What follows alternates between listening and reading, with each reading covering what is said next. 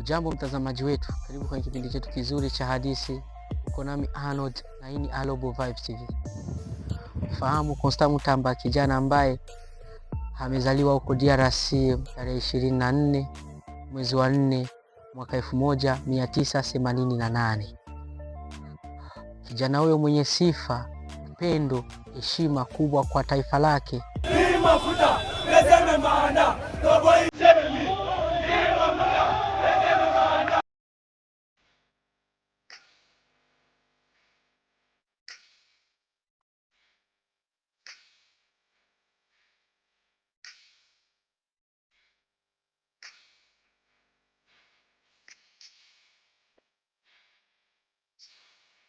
Bamwe mu banyapolitiki b'abahezanguni muri RDC bibasira u Rwanda bikomeye barushinja guhungabanya umutekano w'igihugu cyabo, ibirego ruhakanye kenshi.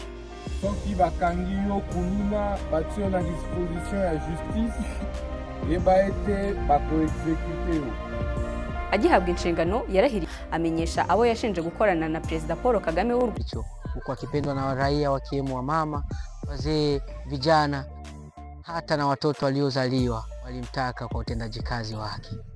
Rwanda ko bazafungirwa muri gereza ya Angenga yahariwe gufungirwamo abakatiwe igihano cy'urupfu. Watu benye biko manipule na Rwanda na Kagame ule tutababamba bataenda Angenga.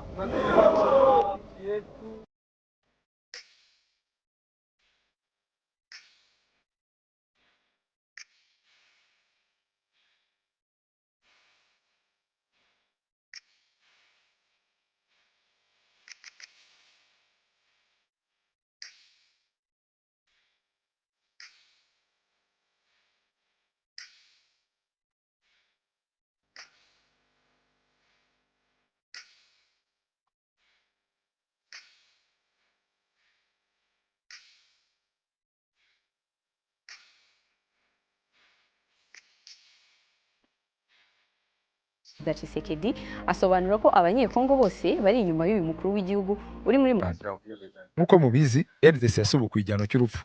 Kubw'iyo mpamvu twebwe nka Minisiteri y'Ubutabera tuzakurikirana kugira ngo gishyirwe mu bikorwa, cyane cyane batanu bafashwe bari hano Kinshasa. Mutamba yicaye ku ntebe ishyushye y'ubutabera kuva muri Gicurasi 2025 kuko ubushinjacyaha bumukurikiranyeho icyaha cyo kunyereza miliyoni 19 z'amadolari yo mu mushinga wo kubaka gereza yageraga imbere ya komisiyo y'inteko ishinga amategeko yari ishinzwe gutumye yegura kwa 17.